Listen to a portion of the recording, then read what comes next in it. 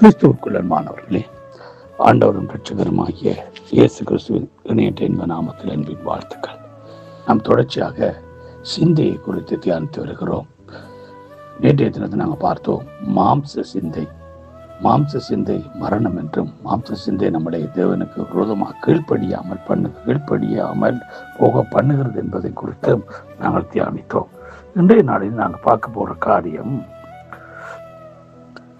வீணான சிந்தையை குறித்து நாங்கள் தியானிக்க போகிறோம். வீணான சிந்தை நம்முடைய வாழ்க்கையில வரும்பொழுது அது எப்படிப்பட்ட காரியத்தை நம்முடைய வாழ்க்கையில செய்கிறது என்பதை குறித்து தான் நாங்கள் தியானிக்க போகிறோம். வீணான சிந்தை என்று சொல்லும் பொழுது எபேசியர் 4வது அதிகாரம் 17வது வசனத்திலே நாங்கள் பார்க்கும் பொழுது, ஆதலால் கர்த்தருக்கு நான் உங்களுக்கு சாட்சியாக சொல்லி எச்சரிக்கிறது என்னவெனில், மற்ற புறஜாதிகள் வீணான சிந்தையில் நடக்கிறது போல நீங்களும் இனி நடவாமல் இருங்கள் என்று சொல்லுகிறாருண்டா. மற்ற புறஜாதி ஜனங்கள், ஆண்டவரை அறியாத அந்நிய ஜனங்கள் எப்படி வீணான சிந்தனையில் நடக்கிறார்களோ அதுபோல ஜீவனுள்ள தேவனுடைய பிள்ளைகளாக இருக்கிற நம்ம அப்படி நடக்க கூடாது என்று ஆண்டவர் நமக்கு எச்சரிக்கிறார். எச்சரிக்கையாக சொல்லப்படுகிறது.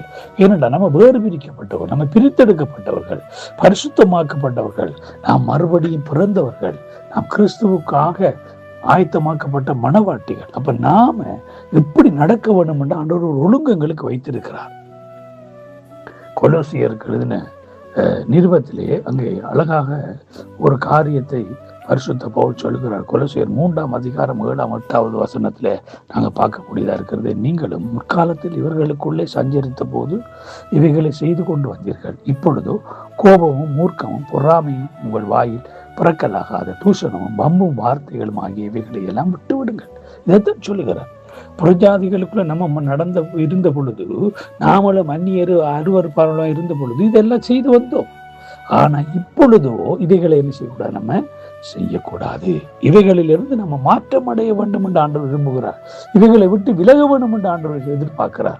ஆகவே நாம் தொடர்ந்து அப்படிப்பட்ட காரியங்களை செய்து வீணான சிந்தையில நம்ம போய் நம்ம அழிந்து போகாதபடிக்கு நம்ம எச்சரிக்கையா இருக்க அழைக்கப்படுகிறோம். ஏனென்றா ரோமருக்கு எழுதின நிருபத்துல பவுல் சொல்ற 1ஆம் அதிகாரம் 27வது வசனம் என்ன சொல்லுகிறது என்றால், அப்படியே ஆண்களும் பெண்களும் சுவாபப்படி அனுபவம் ஒருவர் விரோதாவன் அங்கே பார்த்து கொண்டீங்கன்னு சொன்னா 1வது அதிகாரத்திலே அங்கே நம்ம அறிந்தும் தவறு செய்தவர்களாக அங்கே சொல்லப்படுகிறது.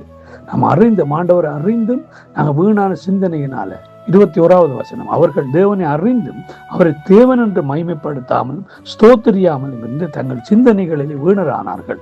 உணர்வில்லாத அவர்களுடைய இருதயம், அவர் சிந்தனையில வீணராகும் பொழுது உணர்வில்லாத அவர்களுடைய இருதயம் என்ன செய்ததாம், இருளடையும். நம்ம இருளடைந்து போகாதபடிக்கு, மீண்டும் அந்த இருளுக்குள்ள போகாதபடிக்கு நம்ம எச்சரிக்கைக்கு அழைக்கப்படுகிறோம்.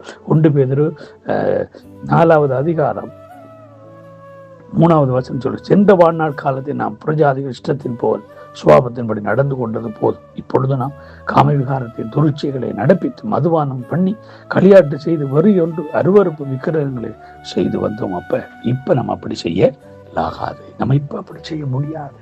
நாம் வேறு பிரிக்கப்பட்டவர்கள். வீணான சிந்தை நம்மளை தேவனை விட்டு பிரிக்க நம்மளை இருளாக்கும், மீண்டும் நம்மளை பாவத்துக்கு அடிமைப்படுத்தும்.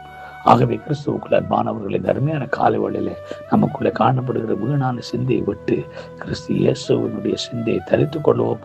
அவருடைய பிள்ளைகளாய் வாழ்வோம். God bless you all.